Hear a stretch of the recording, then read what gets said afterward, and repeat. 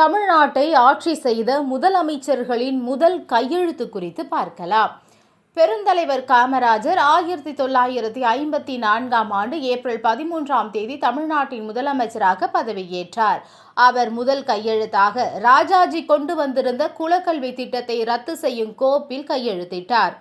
1967 March 6 பேரறிஞர் அண்ணா முதலமைச்சராக பதவியேற்றார்.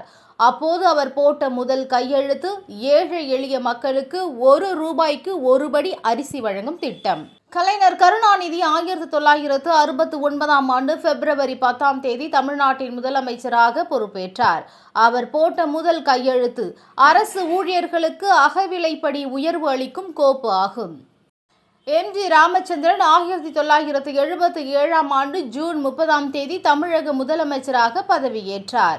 அவரின் முதல் கையெழுத்து ஏழைகளின் நலன் கருதி நில உச்சவரம்பு சட்டம் அல்லது வறுமை கோட்டிற்கு கீழ் உள்ளவர்களுக்கு இலவச அரிசி, வீடு வழங்கும் திட்டம் போன்ற மக்கள் நலன் சார்ந்த கோப்புகளில் கையெழுத்திட்டார். 1991 ஜூன் 24 தமிழகத்தின் இரண்டாவது பெண் முதலமைச்சராக செல்வி ஜெயலலிதா பதவியேற்றார்.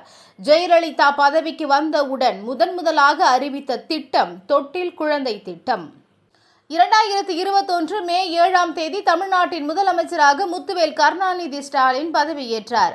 அவரின் முதல் கையெழுத்து ரேஷன் அட்டைதாரர்களுக்கு ₹4000 கொரோனா நிவாரண நிதியாக வழங்குதல், ஆவின் பால் லிட்டருக்கு ₹3 குறைப்பு, அரசு பேருந்துகளில் பெண்களுக்கு இலவச பயணம், தனியார் மருத்துவமனைகளில் கொரோனா சிகிச்சை முதலமைச்சர் காப்பீட்டு திட்டத்தின் கீழ் கொண்டு வருதல், மனுக்களின் மீது 100 நாட்களில் தீர்வு காணும் திட்டம்.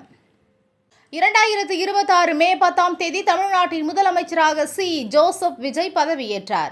அவரின் முதல் கையெழுத்து 2 மாதங்களில் 500 யூனிட்டுகள் வரை மின் நுகர்வோர் செய்வோருக்கு 200 யூனிட் மின்சார இலவசம், பெண்கள் பாதுகாப்பை உறுதி செய்யும் வகையில் சிங்கப்பெண் சிறப்பு அதிரடிப்படை உருவாக்கப்படும், தமிழகத்தில் போதைப்பொருள் புழக்கத்தை முற்றிலும் தடுக்கும் வகையில் அதிரடி நடவடிக்கை எடுக்கப்படும்.